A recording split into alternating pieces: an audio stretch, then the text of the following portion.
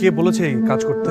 কেউ বলে নাই, আমি নিজ ইচ্ছায় আসছি রিক্সা চালাই। কেন এই কষ্টের কাজটা করছিস? তোর এইসব কাজ করতে হবে না, আমার সাথে চল। বিশ্বাস করো ভাইয়া, আমার না একটুও কষ্ট হচ্ছে না। সামান্য একটা চশমার জন্য আমার মা চোখে দেখবে না, এটা আমি মানতে পারতেছি। আমাদের বাবা আমাদেরকে সেই ছোট্ট রেখা মারা গেছিল, কত কষ্ট করে আমাদেরকে বড় করছে, তো কোনোদিন না খাওয়ায় রাখে না। এটা ছেলে থাকা সত্ত্বেও আমার মা এত কষ্ট করবে। ছোট হয়েও এই কথাটা তোর মাথায় আসলো, অথচ আমার মাথায় আসলোই না। যে করে হোক আমি মায়ের চশমার ব্যবস্থা করছি। তুমি তো সবসময় করো ভাইয়া, আমার জন্য, মায়ের জন্য।